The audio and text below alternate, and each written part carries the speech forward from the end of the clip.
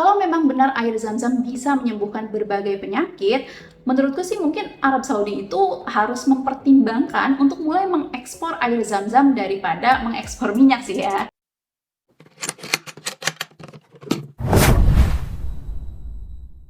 Air Zam-Zam, sumber air yang dianggap sebagai mukjizat bagi umat Islam. Dikatakan sebagai air yang murni, bisa menyembuhkan berbagai penyakit, tidak pernah kering, bahkan konon memiliki struktur yang berbeda dari air biasa. Tapi apakah semua klaim ini benar-benar terbukti secara ilmiah atau mungkin ada yang dilebih-lebihkan? So, di video kali ini kita akan mengupas tuntas beberapa klaim populer tentang air Zam-Zam dan mencocokkannya dengan fakta ilmiah yang sebenarnya. Tapi sebelum kita mulai, perlu dicatat ya teman-teman, beberapa fakta ilmiah yang akan aku sampaikan nanti atau akan aku bahas nanti mungkin akan ada yang berbeda gitu ya dari keyakinan kalian tentang air Zam-Zam. Dan nggak masalah kalau kalian nggak setuju, karena di sini aku cuma berbagi informasi berdasarkan hasil pencarianku dari berbagai jurnal dan sumber informasi lainnya. Jadi ya ini tuh bukan pendapat pribadi aku gitu loh. Oke, langsung aja yuk kita masuk ke klaim populer yang pertama, yaitu air Zam-Zam merupakan air yang murni. Ini banyak banget sih yang bilang begini ya, bahkan ada artikel yang menyebutkan bahwa air Zam-Zam merupakan the purest water on the planet.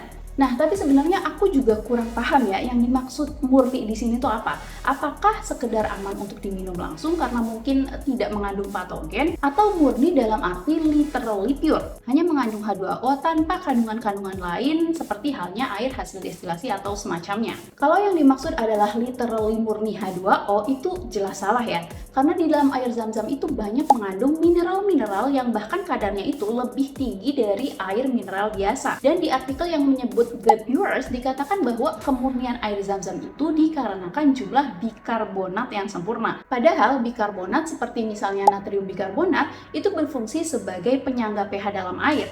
Dia bisa menetralisir asam, tapi ya nggak bisa menghilangkan kontaminan seperti misalnya logam berat, bakteri, virus, atau zat organik lainnya. So, narasi yang menghubungkan senyawa bikarbonat dengan kemurnian air juga perlu dipertimbangkan ya. Selain itu, jika yang dimaksud murni di sini adalah karena air Zam-Zam bebas patogen atau zat-zat berbahaya lain, ini juga sebetulnya masih perlu dipertimbangkan juga ya. Karena sebenarnya Arab Saudi sendiri menggunakan alat filtrasi dan sterilisasi untuk memastikan bahwa air Zam-Zam yang didistribusikan itu aman untuk dikonsumsi. Hal ini menunjukkan bahwa secara alami air Zam-Zam itu ya tetap perlu melalui proses penyaringan agar memenuhi standar keamanan pangan. Sebagai tambahan, pada tahun 2011, BBC merilis laporan yang menyatakan bahwa air Zam-Zam mengandung arsenik dalam jumlah tinggi. Investigasi mereka dimulai ketika ditemukan air Zam-Zam kemasan yang dijual secara ilegal di UK. Untuk memastikan keasliannya, BBC meminta seorang peziarah membawa sampel dari kran yang terhubung langsung dengan sumber air Zam-Zam di Mekah, serta membeli air Zam-Zam kemasan yang dijual di sana. Hasil laboratorium menunjukkan bahwa kedua sampel mengandung nitrat dalam jumlah yang tinggi yang dapat berdampak negatif bagi kesehatan ya. Kemudian mengandung bakteri yang berpotensi berbahaya serta arsenik dalam jumlah 3 kali lipat dari batas maksimum yang diperbolehkan. Dan ini menunjukkan hasil yang sama dengan air Zam-Zam yang dijual secara ilegal di UK tersebut. Temuan nitrat dan arsenik dalam jumlah 3 kali lipat dari batas maksimal yang ditetapkan WHO juga dikonfirmasi ya oleh peneliti dari Universitas Heidelberg di Jerman. Meskipun dalam jurnalnya itu dia mengatakan bahwa masih perlu pengkajian lebih lanjut untuk menentukan tingkat toksikologinya, karena katanya ada jenis arsenik yang malah sebetulnya memberikan dampak positif bagi kesehatan. Nah, sebagai pertimbangan agar tidak berat sebelah ya, perlu diketahui juga bahwa 3 hari setelah laporan BBC tersebut, BBC juga menerbitkan berita lain yang memuat tanggapan dari kedutaan Arab Saudi. Pihak kedutaan membantah temuan BBC. Pihaknya menyatakan bahwa air Zam-Zam tidak terkontaminasi dan aman untuk dikonsumsi. Selain itu, ada juga penelitian lain yang mencoba menghapus kekhawatiran terkait kandungan dalam air Zam-Zam. Meskipun jurnal tersebut itu masih perlu dievaluasi lebih lanjut ya dalam hal kredibilitas dan metode penelitian yang digunakan. Sehingga hasil penelitiannya ya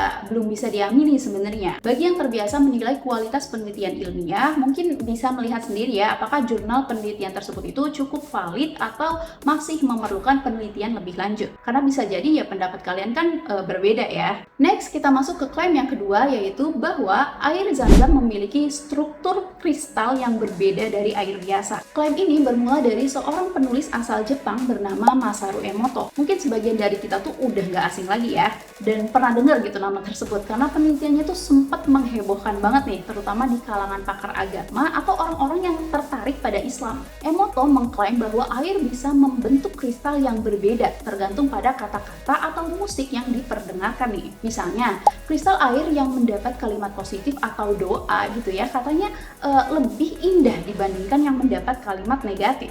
Dia juga mengklaim bahwa kristal air Zam-Zam sangat unik dan berbeda dari air biasa. Tapi sayangnya, klaim ini tuh tidak bisa dibuktikan secara ilmiah. Penelitian Emoto tidak pernah dipublikasikan di jurnal ilmiah bereputasi ya, dan metode yang digunakan dianggap tidak memenuhi standar ilmiah oleh para ilmuwan. Bahkan kredibilitas Emoto sebagai ilmuwan juga banyak dipertanyakan nih. Kalau kalian cek di Wikipedia, Masaru Emoto lebih dikenal sebagai pengusung pseudoscience daripada peneliti ilmiah. Salah satu universitas yang diklaim sebagai alma maternya juga ternyata tidak memiliki kredibilitas yang jelas. Jadi bisa dibilang klaim tentang struktur kristal unik pada air Zam-Zam ini lebih ke mitos ya daripada fakta ilmiah. Dan tentunya klaim tentang air yang diberikan doa atau kalimat-kalimat positif akan berbeda struktur kristalnya juga ya tidak bisa diterima secara ilmiah.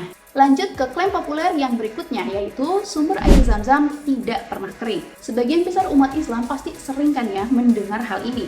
Katanya sumber air Zam-Zam itu tidak pernah habis, meskipun diminum oleh lebih dari ratusan juta orang dan selama ribuan tahun. Nah, klaim ini tuh sebenarnya yang nggak salah juga ya, karena memang sampai sekarang itu kan air Zam-Zam masih ada ya dan sering menjadi oleh-oleh jamaah haji dan umroh. Tapi mari kita lihat penjelasan ilmiahnya. Kenapa sumber air Zam-Zam tidak pernah kering? Jadi gini, air Zam-Zam itu berasal dari sumur Zam-Zam yang terletak di dekat Ka'bah di Masjidil Haram Mekah. Sumur ini mendapatkan pasokan airnya dari akuifer yang terletak di bawah kota Mekah. Akuifer ini terdiri dari lapisan aluvium yaitu pasir dan kerikil di atas batuan dasar yang menyerap air hujan dan limpasan dari perbukitan di sekitar kota. Intinya, sumber utama akuifer Zam-Zam itu berasal dari air hujan. Sampai sini pasti ada yang mikir nih, tapi kan Arab Saudi itu dikenal sebagai negara dengan iklim kering dan curah hujan yang rendah. Kok bisa air Zam-Zam nggak habis-habis? Ya kan? Nah, katanya hal ini tuh disebabkan oleh beberapa faktor nih.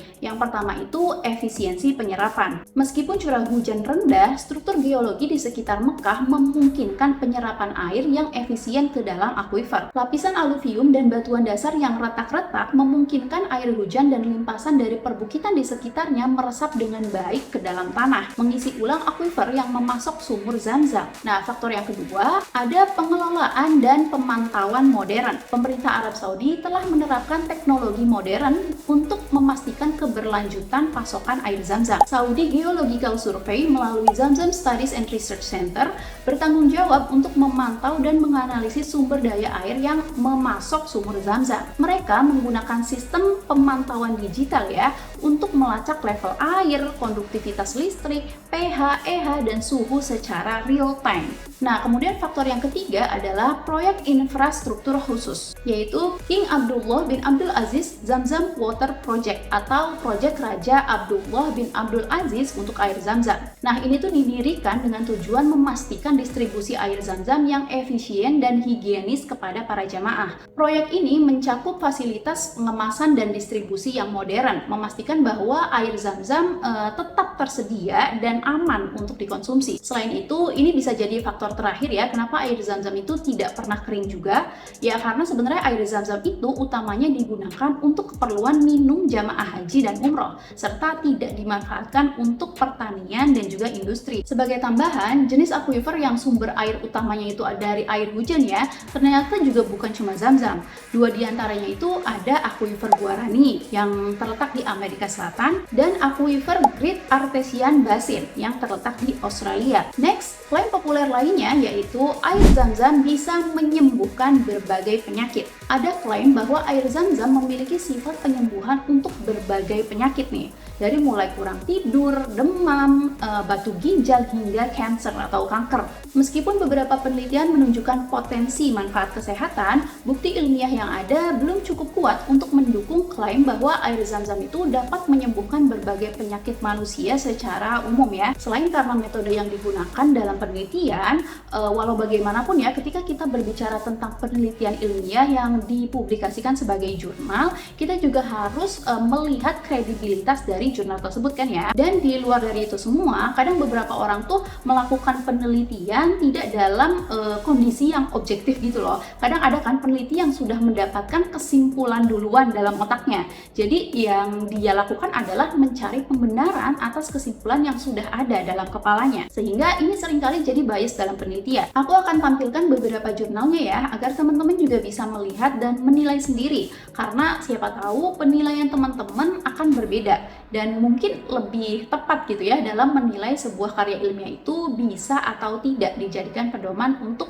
klaim yang ada. Kalau memang benar air zam-zam bisa menyembuhkan berbagai penyakit, menurutku sih mungkin Arab Saudi itu harus mempertimbangkan untuk mulai mengekspor air zam-zam daripada mengekspor minyak sih ya. Karena pasti kan akan sangat memperkuat ekonomi negaranya, ya nggak? Gimana kalau menurut teman-teman? Coba komen di bawah ya. Lanjut ke klaim populer berikutnya, yaitu air zam-zam memiliki kandungan mineral yang lebih tinggi. Klaim tentang kandungan mineral air zam-zam secara umum lebih tinggi dibandingkan air mineral biasa itu memang benar adanya ya. Tapi apakah hal tersebut itu positif atau negatif bagi tubuh kita, ini juga masih perlu dikaji lebih jauh. Karena sebagaimana kita tahu sebelumnya bahwa kandungan nitrat yang tinggi dalam air minum bisa berdampak negatif bagi tubuh kita kan ya. Belum lagi kandungan arsenik yang 3 kali lipat lebih tinggi dari batas maksimum. Itu juga bisa menjadi pertimbangan dan butuh pengkajian lebih lanjut pastinya ya tentang apakah kandungan yang tinggi tersebut berdampak positif atau negatif bagi tubuh kita. Jadi silakan teman-teman simpulkan sendiri bagaimana baiknya ketika mengonsumsi air zam-zam ya. Klaim populer selanjutnya adalah bahwa air zam-zam sangat stabil. Sangat stabil yang dimaksud di sini adalah bahwa meskipun air zam-zam itu disimpan dalam waktu yang sangat lama, dia tidak akan berubah dalam hal rasa, bau, ataupun kandungannya.